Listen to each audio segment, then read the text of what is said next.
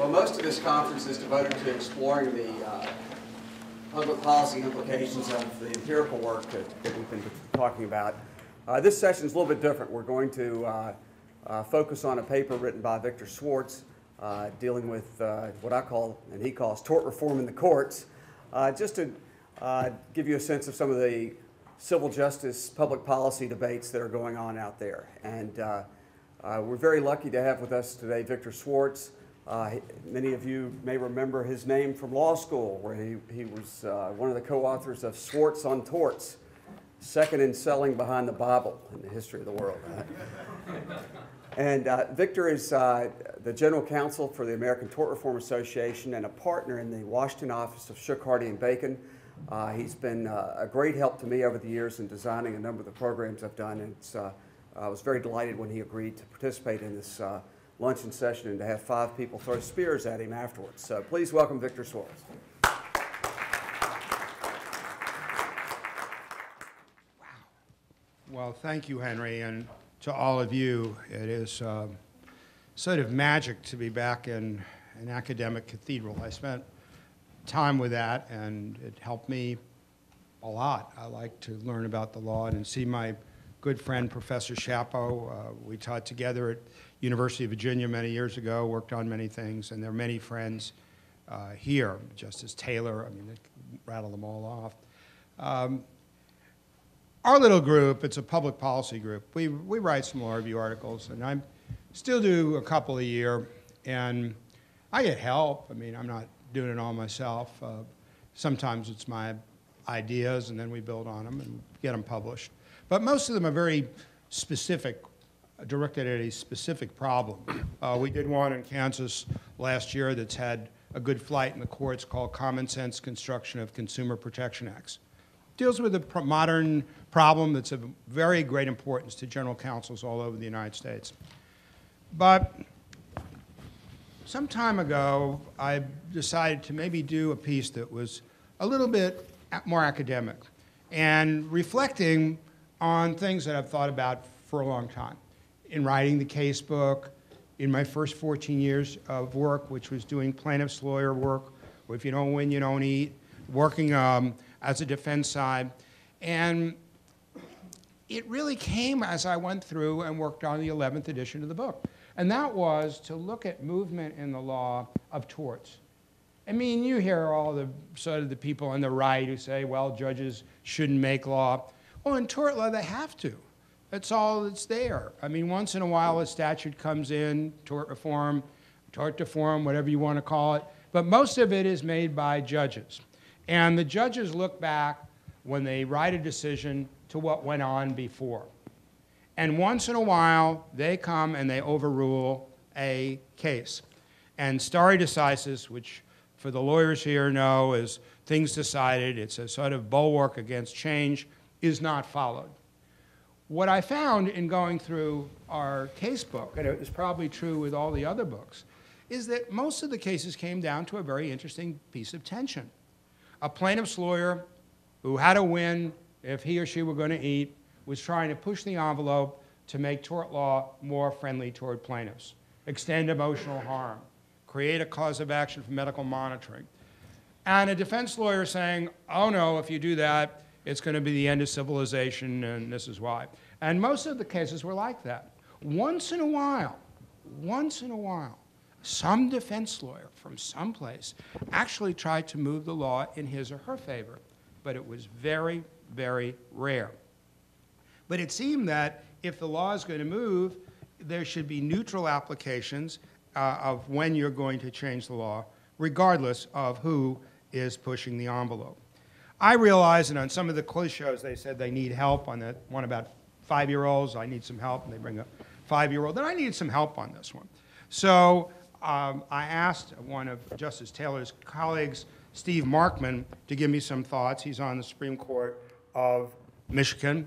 And Steve is actually a former student of mine. One time I was doing a dinner thing, and they had all these judges there. And Markman was in the 3rd row, and I didn't know whether I should recognize him or not. I mean, if I didn't, he might feel bad. But if I did, all those other judges would be mad at me.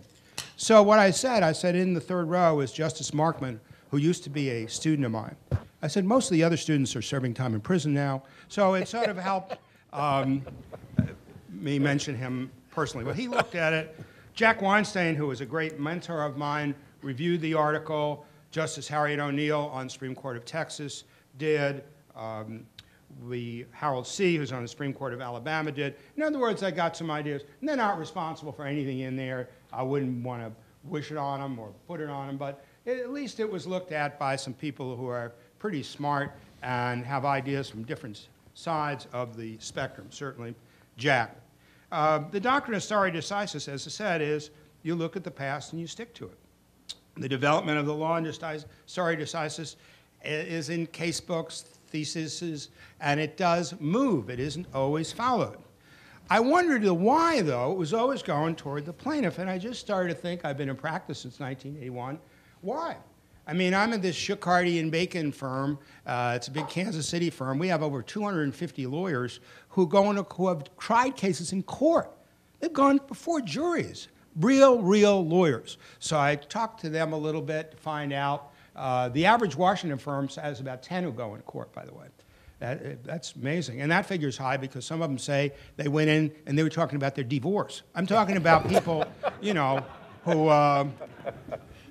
go in court. And they said, with all the things that we have to worry about in the beginning of a case to defend X pharmaceutical company or X automobile company, we don't really have time at that moment to think about whether we're going to change the law or not. And if they did, they would have to work on it because they would have to go before a trial judge, suggest a change in the law in pre-motion part or a motion to eliminate, get rejected, bring it back in an instruction for jury, and preserve it for appeal. And most of them just don't have the time, thought, or interest in doing that. Now, we're going to see, I think, in the next 10 to 20 years, more defense lawyers doing that because tort reform avenues, such as the federal avenue, are closed. State law has been more difficult. And there are out there a number of rules, and they're discussed in the article you have, that are real old rules that were helped plaintiffs, and the basis for them isn't really there anymore. So I think we're going to see more movement.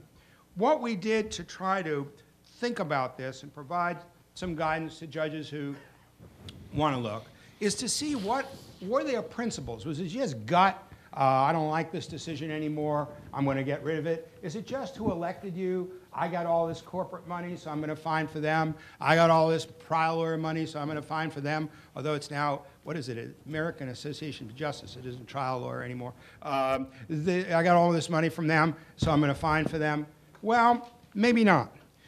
One of the things we found is that when there is a significant shift in the legal foundation that supports a rule, the rule tends to change.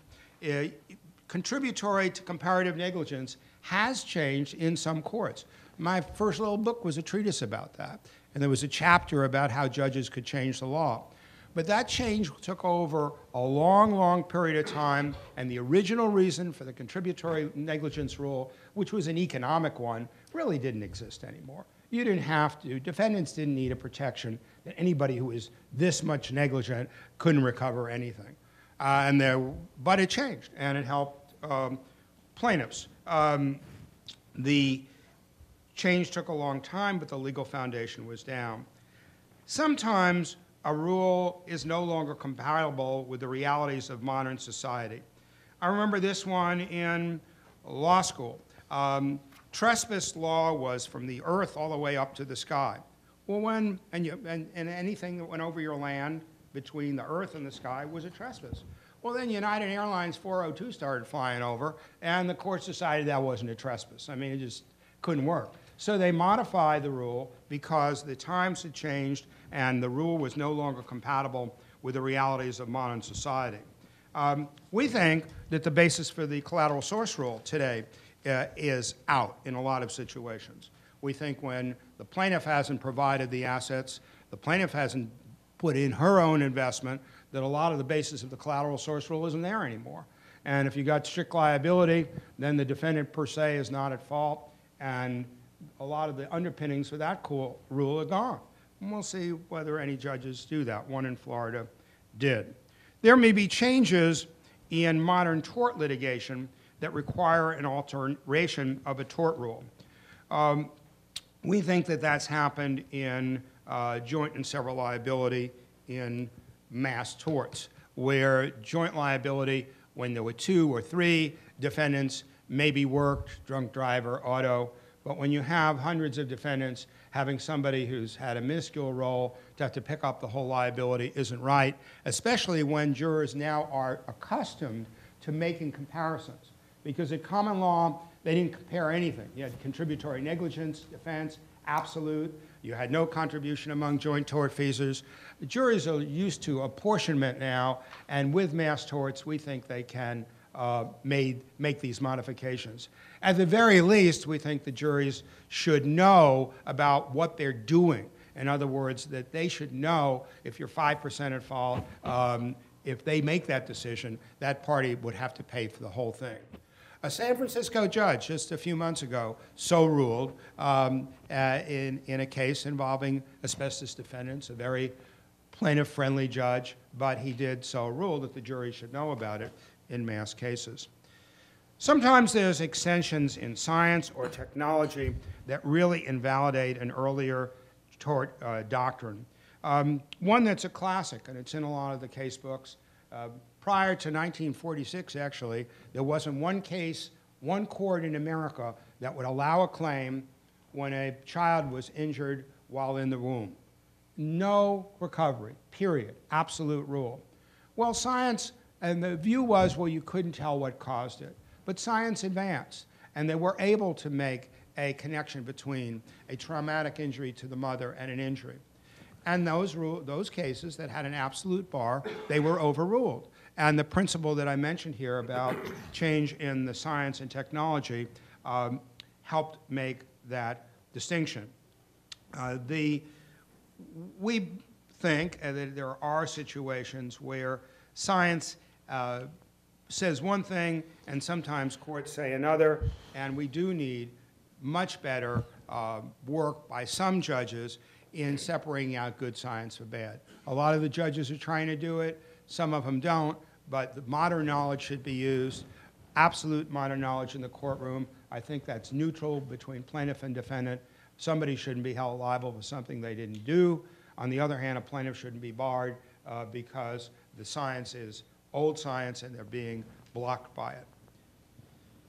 I guess Judge Cardozo is the one who made me think of this, about slaying paper tigers when the judge recognizes that an old rule has outlived its validity and there's been a chip-away factor. This morning, Professor Schapo in his learned talk discussed the McPherson case. Well, if you read it, Judge Cardozo mentions all these cases that had gotten rid of privity of contract. One dealing with some poison, it was belladonna or something like that, dangerous instrumentalities. He made this array of these different cases where the rule had been chipped at. And in effect, and I'm just using plain English because that's really all I know, he said, hey, you know, that rule that we had, it's really gone. So I might as well recognize it. There ain't no more privity of contract defense. And all these little chips were put aside, and in a stroke, he said, privity of contract defense is gone. I think one can read the Greenman case like that in strict liability, where Justice Traynor recognized that it was really tort law that was the engine for strict product liability. It wasn't contract law, and he had looked at a lot of precedents and came to that conclusion. There's sometimes unintended consequences of prior departures from precedent that require earlier, a revision of earlier rules. I mean, that happened in California. California courts were starting to extend emotional harm to someone who was not in the zone of danger. They saw somebody being hurt. They said it had to be a close relative. The person who was looking wouldn't be hurt herself. And then once they went down that path, everybody said, well, if it's watching your child, what if it's watching your sister? And if it's watching your sister, what about your best friend, who is closer than any relative alive? And they found that they had opened a box that they couldn't close, and they pulled back. They didn't see all those consequences when they had originally made that decision. One that I found interesting that has occurred was blanket ending of immunities. When I met Dean Wade, who's one of the great people I've ever known in my life, my co-author, because it's Prosser, Wade, and Schwartz. I'm just not anywhere a measure of these two great people. And Dean Wade was at a restatement of law conference, and they were getting rid of immunities. And they had gotten rid of child immunity, totally gone. And then they were going to get rid of parent-child immunity. And I was a little kid there. I was 28, 29. And I said, well, all the cases that say you should get rid of immunity with parent and child involve automobiles. And there's insurance. So in effect, this immunity rule is preventing a child from getting money where you paid for the insurance policy. And that makes sense. And Dean Wade said, yes, that's true. So I said, but what's your point? I said, well, my point is, let's say some kid sues his mother because he went to Dartmouth and he wanted to go to Yale. Curious choice. But is that going to be allowed? Or the mother was giving him whole grain food at night rather than a decent hamburger and some ketchup. I mean, where do you draw the line? And Dean Wade, as a great professor, said, well, you go work on it. So I tried. The fact is that when you knocked out immunities, you didn't fully see some of the consequences that might happen that nobody thought of when they got rid of immunities all at once. And that's a reason to modify stare decisis. We think that some of the changes that were made in punitive damage law, particularly in products liability where there can be multiple exposures for the same product, deserve consideration. Recently, the Supreme Court was facing that problem at the front end in the Williams case, where the issue was whether the jury could consider harm done to other people other than the plaintiff in making an award. Back in, God, it was a case with the plaintiff I had against Admiral, and I was working with a Cincinnati lawyer. He was Mr. Lloyd. He was brilliant, and he wanted me to work with him on a case, and I taught, and I thought you should be able to be in court and learn about stuff. And we decided to go for punitive damages. It had never been done in Ohio against a product manufacturer. Never, ever at all. But we cobbled together some cases from drunk driving, where the drunk driver hit more than one people, reckless standard. Admiral was the defendant. They knowingly were giving people new TVs when the thing caught fire, and they never reported to the CPSC. Our client was 89 years old. She didn't have a lot of specials, so we went for punies that had never been done. The judge allowed it. We got $120,000, which may not seem like a lot today, but in the late 70s, that wasn't bad. And we went up to the Sixth Circuit, and Judge McCree, who was one of the great judges of our time, leaned over at the bench, and he said, "Professor," and whenever they said that, I knew I was in deep, a word I can't say here. What about case 2? What about case 4? What about case 16? Judge Friendly has admonished us not to award punities in product liability cases. And I said, well, so far they haven't paid anything at all, so maybe they should at least pay once. And our verdict was sustained. But the fact is, it is a problem. And when they started awarding punitive damages, allowing in evidence of what happened to other people, it created an unforeseeable problem that the Supreme Court is now trying to correct. Sometimes, once in a while, there is a need for uniformity because, and when you're the last state not to follow the rule, or the second to last state, there are some rules where there is a need for uniformity throughout this country, and I've seen courts forget stare decisis and make a change because everybody else is doing it, and it's important for interstate commerce to have the same rule. There are principles that we think are very important to uphold stare decisis, just a few of them. There are certain rules where government entities, businesses, nonprofits rely on rules. That was probably true with immunities. Justice Cardozo once talked about sunbursting, which meant you applied this change to one case the one in front of you, but not all others. But stability is important in the law. If I drive at 65 miles an hour and then people with wisdom say that's too fast and 55 is the rule, they shouldn't be giving me a ticket. I'm relying on that sign. And there's some rules of the tort law where reliance is very heavy, and it is not a good idea to change it, even if some of these other factors are present. And there are times where at least we believe that if there's going to be a change, it should be left to the legislature because of the dramatic nature of the change. One that is going to be discussed in the media, you'll see it discussed probably in the next few weeks, will come out of all this pet food stuff. I mean, for the first time, I'm got white hair, I have never had a dog, but I have Kylie the dog now. Kylie the dog I co-own. And thank God Kylie the dog, she's a yellow lab, didn't eat this stuff. And I would be darned upset if she did and something ever happened to her. Well, there's some lawyers and PETA fellows and ladies who want to change the law that's been the law on pets forever. And that's you get the value of the animal and anything you invest into it. They want to have loss of companionship. If I were back in Cincinnati doing plaintiff's work, I'd have some little girl on there. Even the Cincinnati juries were tight-fisted. I could get a $5,000 case up to $50,000 without really even trying. And just get that tear out and then tell her to stop. Ask the judge for a recess just for a moment so that Mary can compose herself.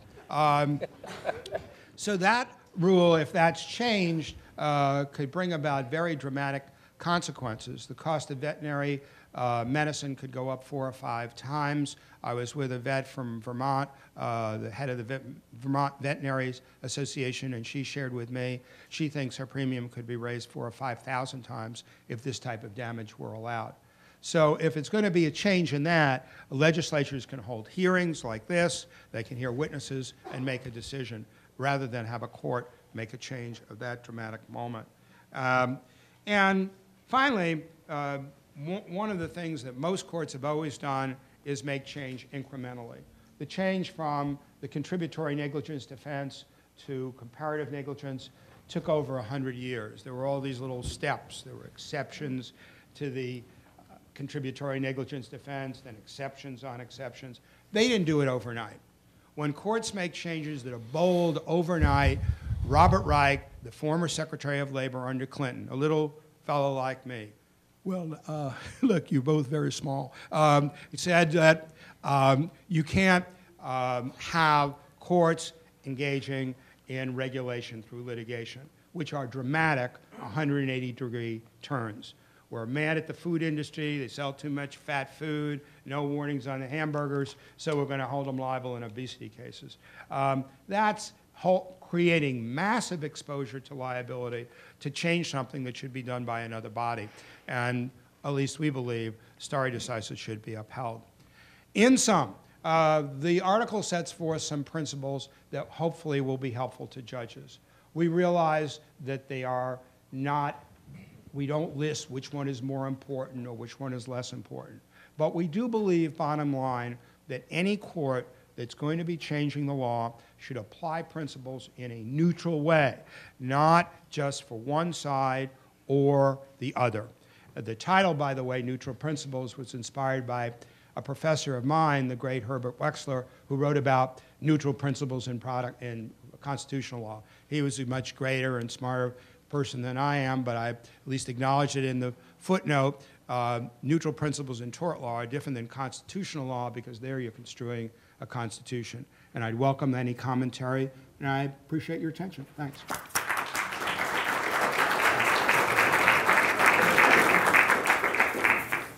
Thank you very much. You might want to sit down for what's getting ready to happen. Oh, nah, you know I'm used to that. No, we're going to work our way through the list of commentators that are going to respond to this, starting off with Professor Chapeau, who started us off this morning. Marshall, you could sit there or come up here, whichever works best for you. Okay.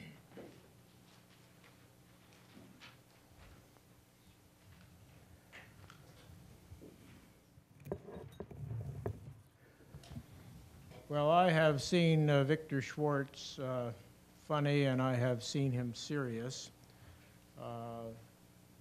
most enduring memory of funny was when he had an early heart attack and wound up, it turned out, in a hospital just down the block. And I heard about this, and I went up to see him. He was then 4 days after a coronary being funny. He had had the coronary, and after 20 minutes, I was having paroxysms. Today, he has chosen to be serious, and so shall I. When should the law change? I take my text from Justice Traynor, who has been mentioned. One of my great experiences as an academic was when I was at the University of Virginia, and Judge Traynor spent a semester in residence, and I had the pleasure of having some meals with him and hearing him talk several times. And there are two things that he said that occur to me as being interesting with reference to the point that Vic made about courts and legislatures.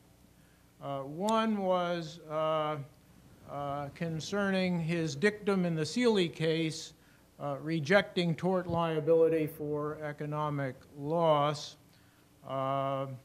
And I have in mind a vigorous argument that he had with a student who was attacking his position on this, and his vigorous response, which was summed up in one sentence, well, there's the UCC.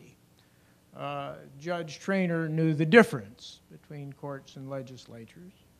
I also think of his opinion in the Muscoff case, in which he flat out overthrew government immunity in California, but effectively kicked the question over to the legislature, which almost immediately responded with a California tort claims statute.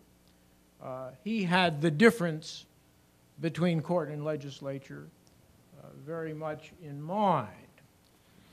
Now, Vic's text has what I might relabel a catalog of factors. He calls them principles on which judges may draw in deciding cases on whether the law should itself change. I would remark that there's a certain irony here, because defendants tend to prefer chiseled rules and plaintiffs tend to like flexible lists. And here you have somebody who's basically a defendant's lawyer who's presenting a flexible list. And I'll link up that point in a couple of moments. But I want to draw on some of my own investigations to outline very briefly my notion of judicial decisions as being a pretty faithful mirror of culture. It's one of my perversities that I read lots of torts cases, thousands of them. And I conclude on that basis that judicial decisions on the whole, each one of them is like a little piece in a mosaic. When you take them all together, you get a pretty good sense of who we are as a people. There are some cases where strong judicial support for a tort rule reflects culture. I'm thinking here of the tort that we call intentional infliction of emotional distress. There are some cases where judicial rejection of a claim practically never allow recovery is also a reflection of social consensus. A very simple example would be that very few states have a cause of action for insult. The most interesting category is the kind of case in which, where society is ambivalent, the courts are also split. And my poster child here is the tort of negligent infliction of emotional distress. And my poster story is the well-known story, at least to those of a certain age, of General Patton, who comes into the hospital tent and sees a soldier there who's suffering from battle fatigue, slaps him and says, "You're going back to the front lines, you coward." Well, all of us know that psyches as well as bodies can be seriously bruised. But like Patton, most of us have a distaste for malingerers and sissies. I think that the courts that oppose recovery in these cases reflect the fact that even among the most liberal of us, there is a little bit of Patton in all of us. And that the courts that allow recovery are courts that reflect the fact that all of us, except perhaps the most hard-headed, believe that psyches can be bruised too. I think that in tough cases, Vic's list of principles, or as I'm calling it, his catalog, can be said to be one tool that allows judges to do what we want them to do. And that is to exercise judgment. This is a process. I understand I'm talking here with a distinguished judge on my immediate panel. But as I read it, this is a process in which, among other things, judges respond to developing cultural trends and also to cultural ambivalences, to soft-heartedness as well as hard-headedness.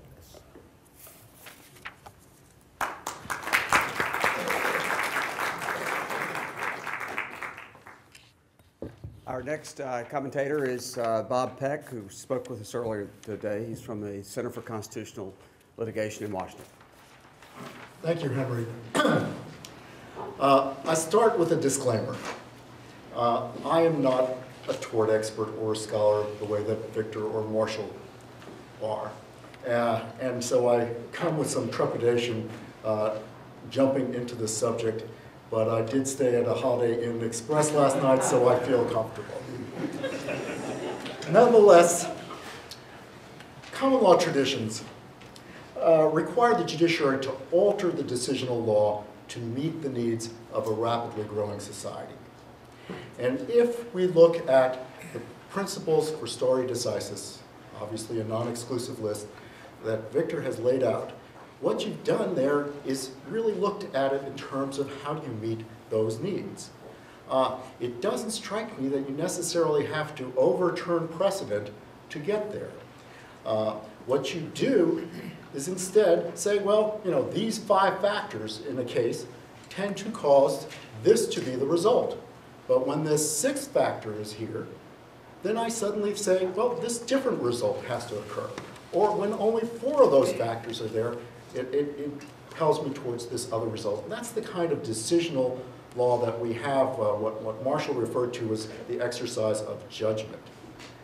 Now, as I read Victor's law review article, I couldn't help but think that I've been a long-time admirer of Victor and the certain kind of magic that he brings to some of the topics that he addresses. And here, this seemed to me very much to be parts of a magic act. Magic act, we're told, starts with the pledge. You know, nothing up my sleeve, go ahead, you shuffle the cards. Or here we have some neutral principles of stare decisis. And then comes the term. It's the misdirection. It's when, whoops, look, collateral source is gone. Look, joint and several's disappeared. That sort of thing. Now, a successful Magic Act is supposed to have a third part to it. And that third part is the prestige, when you put it all back together. So I think that's supposed to be my role here. It seems to me that one of the problems as you look at these different aspects of what Victor suggests might need to be changed, you have to look at whether or not he starts with a premise that is understandable in the common law. Take joint and several. Joint and several has long been misunderstood, and this is an area that Professor Prosser in 1937 said that there are separate problems of jointer of parties, which is procedural in nature, and the several part of it, where substantive liabilities of two or more parties require separate considerations. They have little in common. And so if you look at the restatement, you say before the advent of comparative responsibility, this is the change that Victor spoke of that should cause a rethinking here. Before the advent of comparative responsibility, several liability was employed to describe a defendant who was responsible for all of the plaintiff's damages, but who could only be joined in a suit with the other under certain circumstances. And that's why we made it joint, to enable them to plead and bring in others who might be responsible. It became the defendant's responsibility.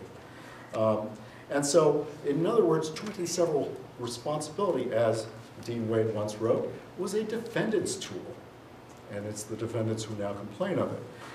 And then you look at other aspects of what Victor advocated here.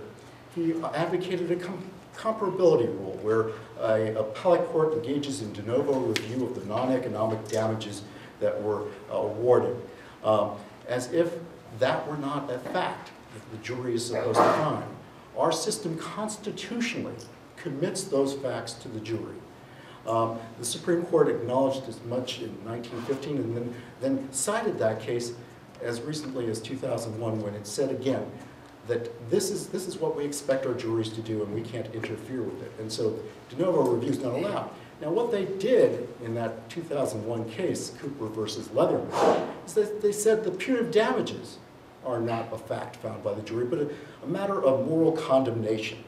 And because they were a matter of moral condemnation, we're going to remove it from the ambit of the Seventh Amendment right to trial by jury, because they no longer serve a purpose that is similar to non-economic damages, which is, of course, a fact to be found by the jury. So, as a result of that quick change, a change in 150 years of law, the Supreme Court finally said that you could engage in de novo review of punitive damages, but not of compensatory damages. And so, once again, part of what we have to look at when we look at the tort system is also the constitutional imperatives that are attached to it. And so that's part of my point.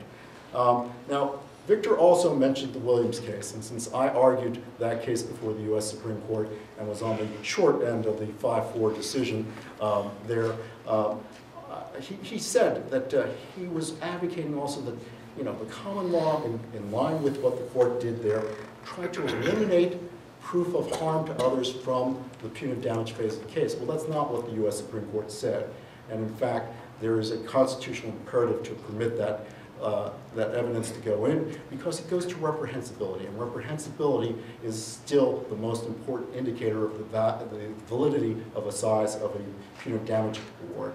And so it comes in. What the court did was very much what Harry Truman once worried about.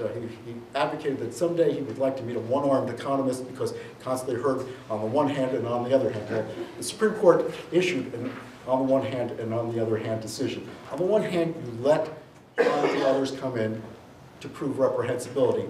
On the other hand, you may not punish for harm to others. And what I think is, and what I jocularly refer to as fear of multiplication, what the court really meant is that you don't multiply a compensatory award by the number of other presumed victims. You instead assess the reprehensibility.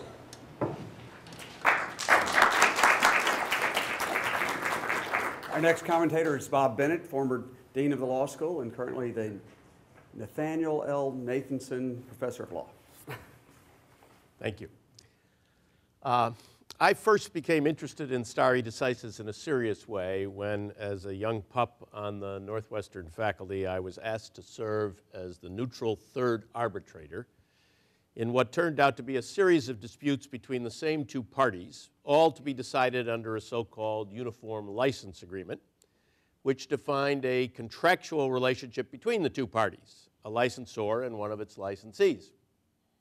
I was called upon to write an opinion justifying my first decision, and then successive opinions in 3 more disputes between the same two parties and governed by the same agreement.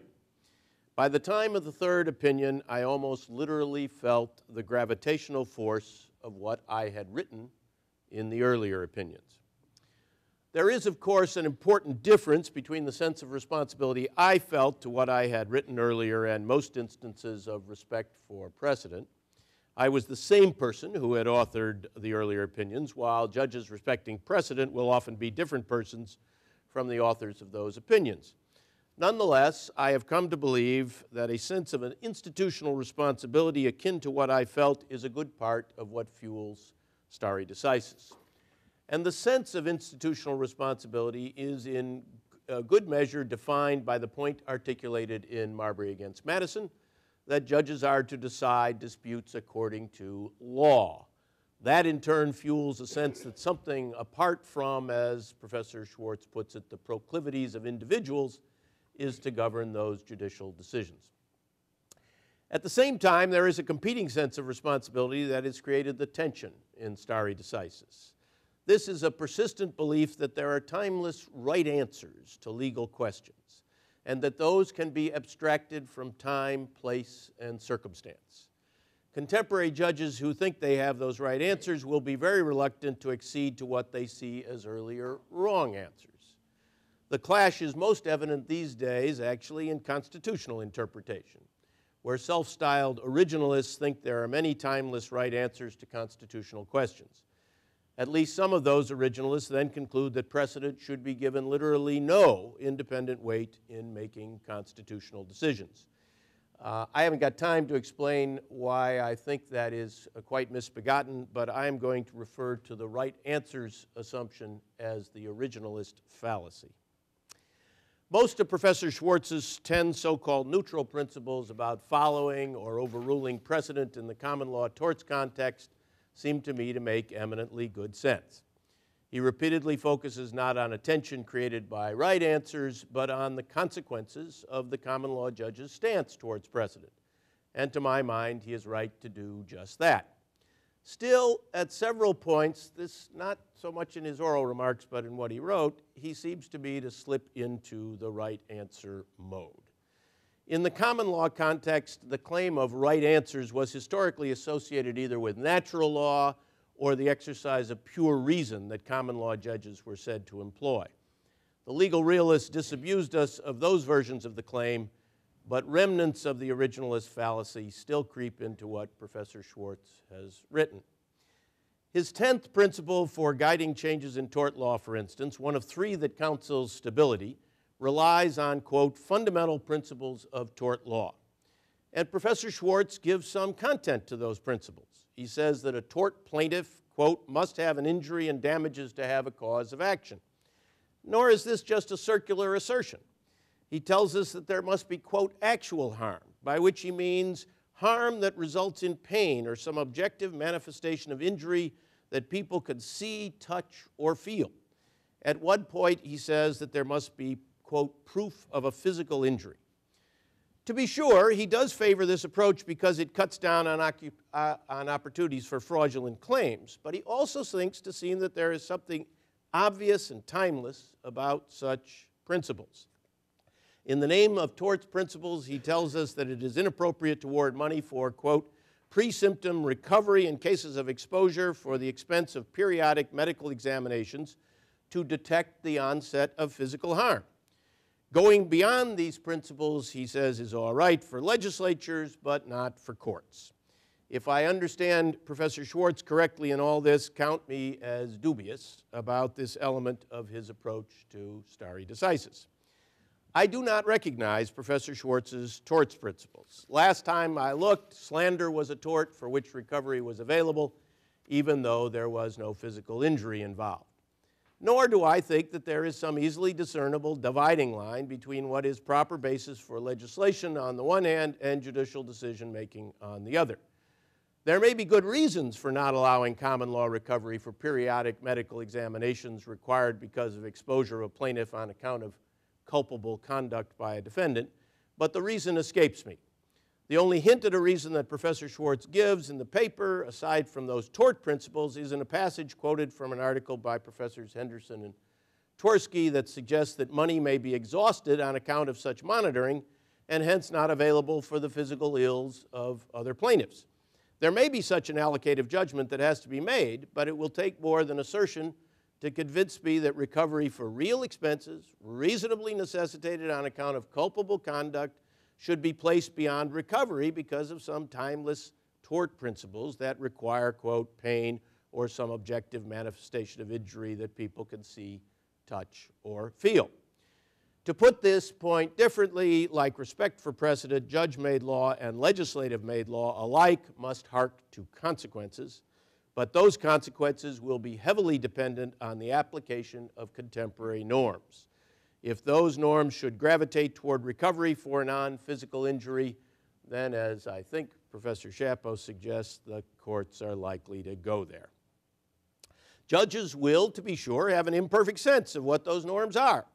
Legislatures are subject to the electoral check on their discernment of norms. That, too, is an imperfect check, but we should not ignore the fact that judges have a check as well, even in the non-elective context, or even, in the non-elective context. Out of constitutional context, the legislature, outside of that, the legislature can override their decisions.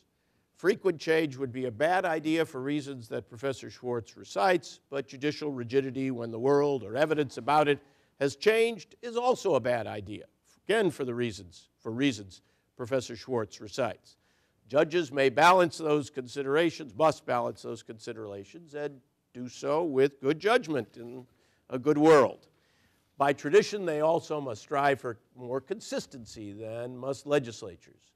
The judges thus do operate with different institutional constraints than do legislatures, as I came to appreciate in my early arbitration experience. But I fear that there is neither guidance for judges nor some easy dividing line between the legislative and the judicial to be found by reference to enduring principles of tort law.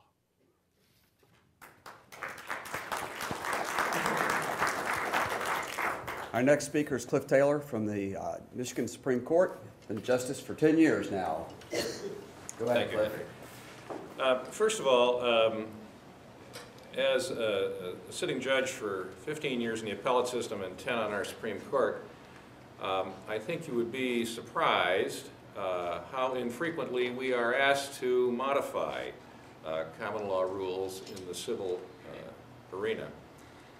It happens, but it really is quite infrequent. And interestingly, although I don't have any numbers on this, I think it is more frequently done in the criminal arena where there are such requests made.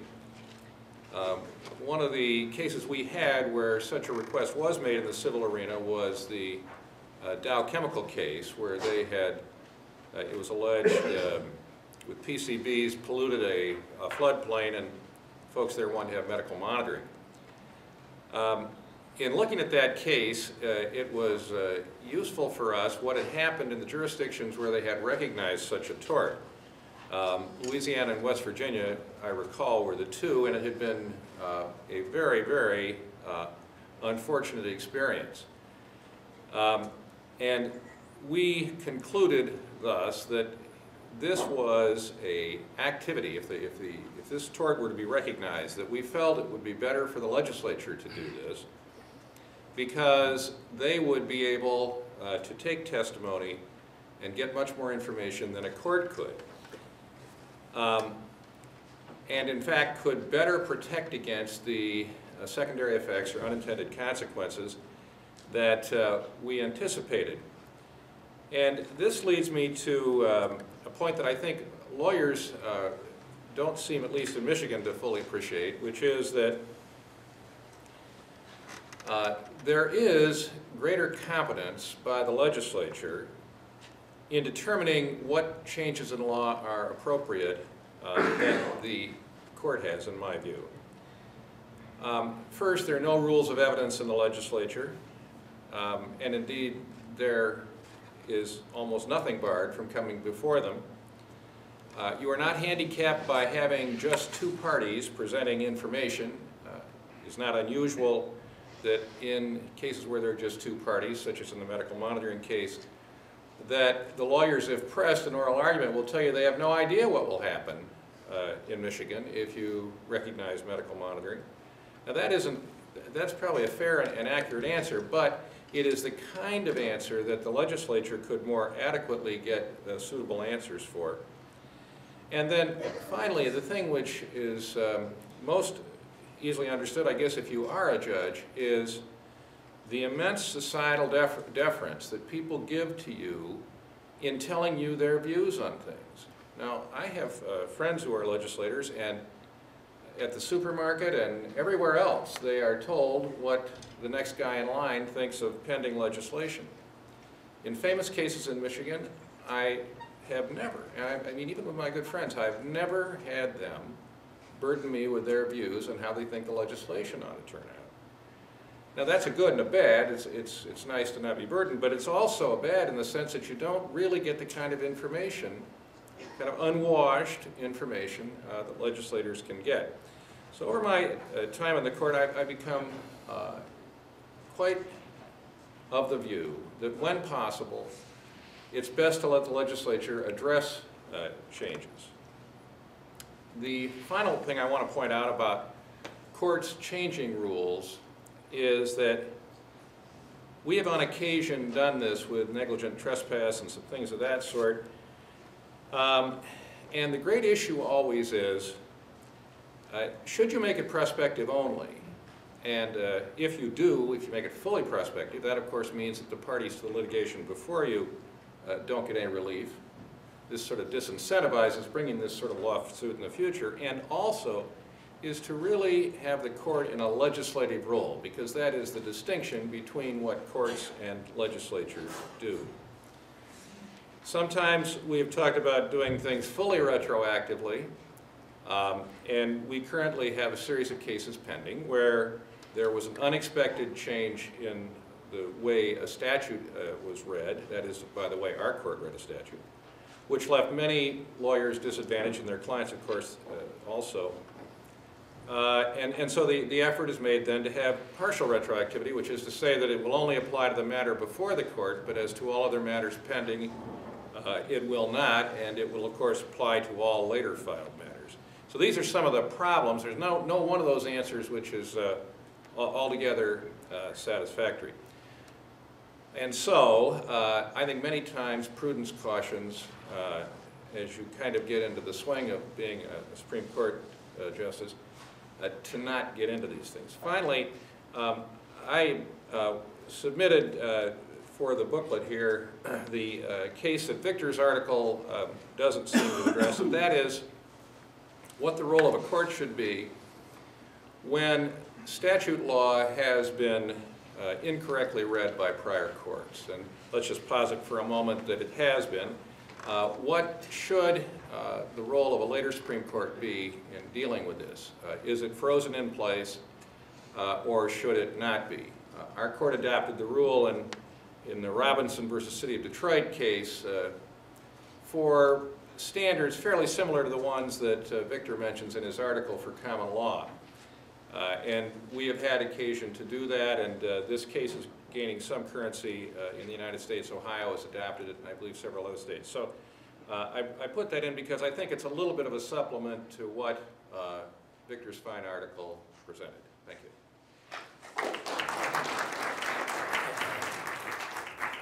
And last but not least, Wally Olson from the Manhattan Institute. Thank you, Henry. Can you all hear me? Am I loud enough? Well, Victor and his colleagues have written two papers here. The inside paper being an agenda for common law development of tort law in a pro-defendant direction, and the wrapping being an extended series of observations about stare decisis. And I will deal with them in turn, starting with the agenda for reform, which I have to say is the first one I can remember ever seeing from a defense-oriented point of view. I've seen them from a plaintiff-oriented point of view, talking about how the courts need to recognize that society has grown and changed. Often these come from academia, sometimes from practicing plaintiff's lawyers. But if nothing else, Victor would deserve congratulation for producing what is at least the first one that I've ever seen from a defense perspective. And I think it reminds us of something very useful, which is that conventionally both sides tend to think of the development of tort law as being a steady march in one particular direction. You can consider this a march of progress or a march to hell in a handbasket, depending on which side of the aisle you sit on. But the tendency is to think that it expands liability, it increases damages, it creates new causes of action. And Victor reminds us both in the historical bits and in the nature of the paper in general that there is nothing necessary or inevitable about this. It has gone in the defendant's direction on occasion in the past. It is going in the defendant's direction in some respects as we speak, and it could do so more in the future. When you get down to the specifics of Victor's agenda, it's so different from mine. It has so many things on it that I would never have thought of putting on, and it doesn't have most of the things that occurred to me when I understood what the paper was going to be about. And there are 2 or 3 reasons why I'm fascinated, of course, by Victor coming out in such a different place. I suppose the number one reason why it's so different is that Victor admitted you're a big old moderate. You are, you like Justice Trainor's career. You salute Greenman versus Yuba Power, all these things that make we more hardcore liability reformers run screaming from the room. You kind of accept as part of the overall course, or it seems to me from the paper that you accept as things that were right for their time and right for our time too. And I'd say the biggest difference between Victor's list and mine, were I to write one, is that Victor's list is almost entirely devoid. I don't know whether it's entirely devoid of rollbacks, that is to say simply saying that this precedent from 1971 or that precedent from 1979 was wrong, let's back out of it, let's undo that particular change in the law. And I guess it is probably a tribute to his wisdom. One of the wiser legal professors that I know explained to me once when I was saying, gee, it's really important to get these 5 opinions all overruled. He said, well, Wally, have you ever tried to get a mule back into the barn that has gotten out when it wasn't supposed to? And I admitted I never had. And he said, well, if you had, you would understand that the one way you are not going to get that mule back into the barn is by making it back up the way it came. You can lead it around to the back door. There are various other options. You can drop it in through a chute, but you are not going to get that mule to back up according to the steps it took. And it began dawning on me, and Victor, of course, is way ahead of me, I think, in understanding these things. Victor, in general, came to the list he did because he knows so much more than people like me. He knows about obscure areas of doctrine that I have never studied, and he also has the sense of a practitioner of the aspects of the law that judges have really gotten tired of, that they don't view as terribly defensible in the overall scheme of who comes before them. And that, I'm sure, explains why so many items are on his list. Also, no one, or almost no one, would be in as good a position to assess the practicalities. When you remove one particular domino, does the half of the building of dominoes fall down or not? Victor is very much in favor of not making the building fall down, unlike some reformers I've met. I think when you pull out the domino hoping to get as many others to fall as possible, it's called impact litigation. But Victor doesn't want that to happen, and by and large, neither do I. I'd say the single most fascinating area of reform he brought up, and one that I had not thought of, I feel ashamed nearly as much as I should have, is the set of proposed changes on what juries are allowed to hear, whether or not a plaintiff was wearing a seatbelt, whether or not a plaintiff had a driver's license, even if that is relevant to some of the issues in the case, depending state by state. This is, of course, inside baseball to many lawyers, and the history of liability to reform in large part consists of things that were once inside baseball for practicing lawyers, like jurisdiction and venue and forum shopping, or admission of expert testimony being grabbed onto for the purpose of a wider debate, which includes, horrifying as this sounds, non-lawyers who get to form opinions and influence the resolution of the issues. And it wouldn't surprise me, after reading Victor's account, if evidence law were the next big area, because we have, I think, on the outside, among we non-lawyers, a little bit of rhetoric that gets exchanged on the question of juries. Those who take the populist view of them, those who believe in empowering them, often, I think, would like to present themselves as favoring giving juries lots of information, certainly in areas like scientific evidence, that's true, and object, if that isn't done right away, object, you must not trust the jury to decide which expert is right or whatever. Well, as Victor's presentation shows very well, in fact, no one side consistently does favor letting the jury hear things. In fact, it is always a matter where people switch around 180 degrees as the issues change.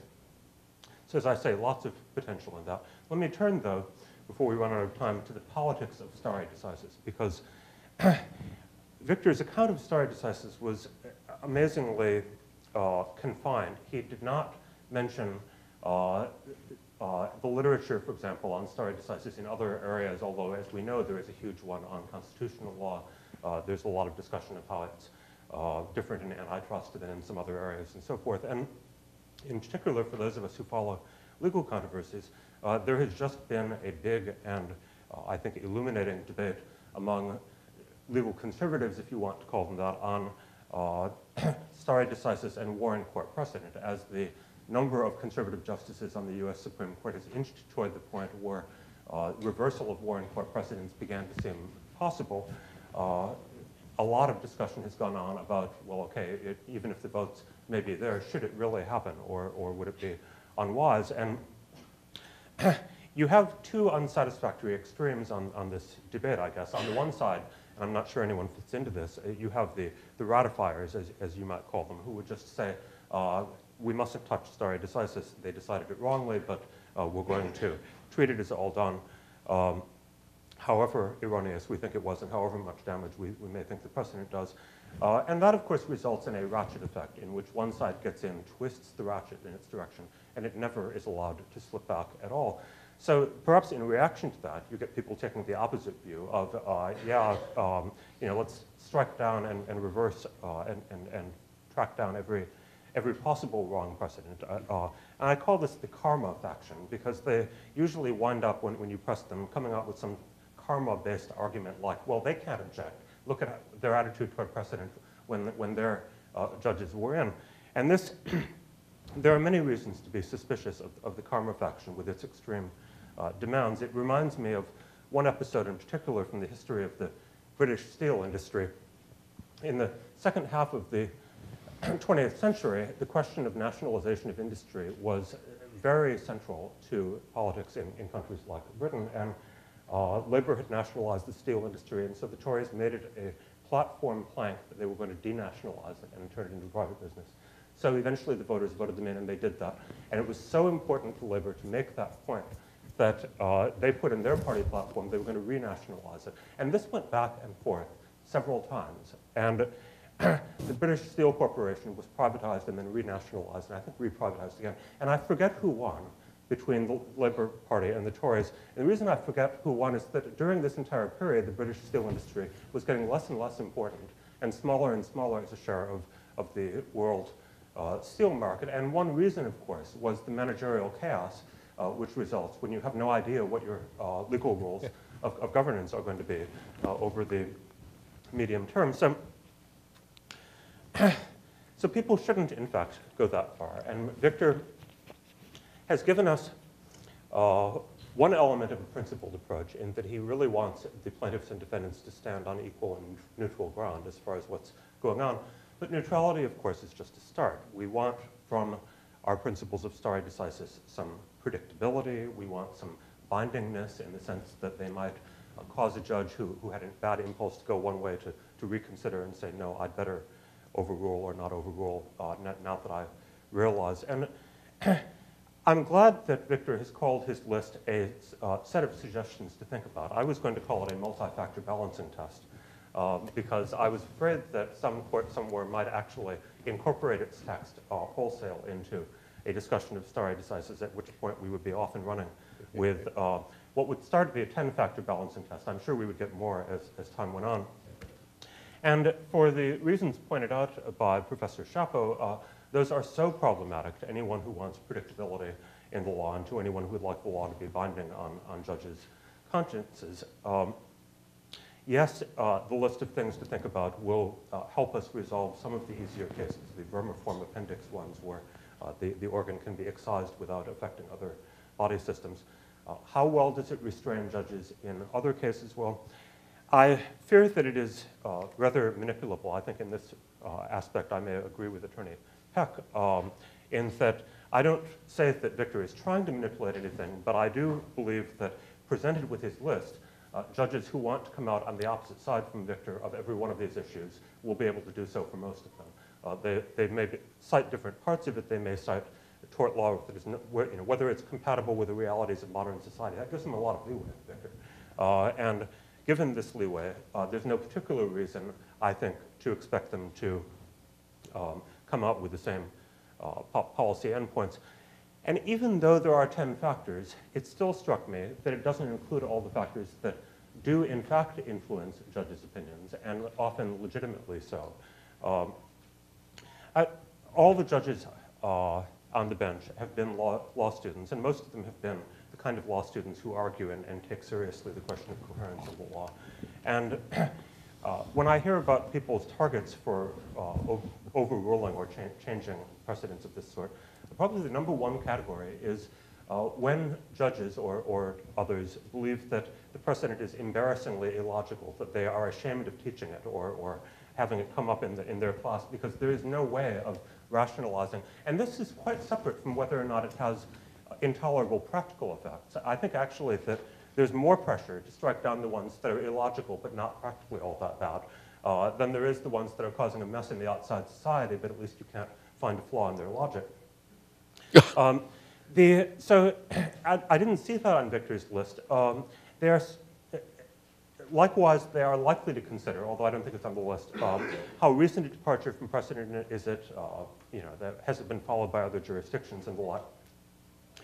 And I'll just, how likely is it to be opposed in the law schools and among the politicians in the legal profession and even by the public for it to rule one way. I'll close by just saying that I think that the whole area of stare decisis works a lot better in practice than it does in theory. I think theoretically it is a big mess in which you would think the judges could be completely unprincipled. In fact, hardly any judges go over the cliff on this, and part of it is, a fascinating word in Victor's paper was when he said that Brandeis had mockingly written that it's more important that it be settled than that it be settled right. Well, I've never actually, I've seen that quoted 100 times and never in a way that suggests that the person was mocking it. Maybe Brandeis was originally, but I think it's now just accepted that it is more important often than it be settled right. In some ways, individual examples, Rehnquist's voting to uphold Miranda, are what may convince people on this, but I would say particularly for we in the liability reform community, we of all people need to realize the need for social peace and the need to not go on fighting about something endlessly. So, stare decisis. Thank you, Wally.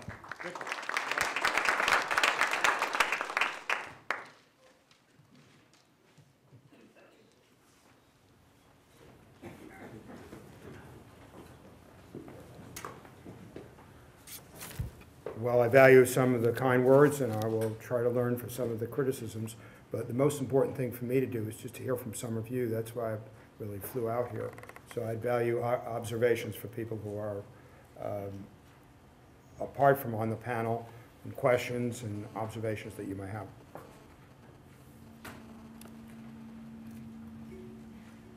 Well, how would Senator Spector react? Mr. Schwartz, let me just ask you this question. When you talk about stare decisis, do you think in my next election the voters should vote for me again? I'm listening quite carefully to your answer. Yes, sir. You understand the topic then. I couldn't ask. Look, I want to ask you this one question right now. I mean, you know me.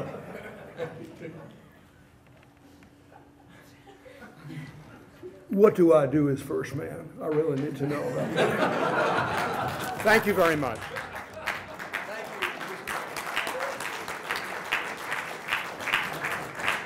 Take a 15-minute break. Thank you. Thank you for all the panelists.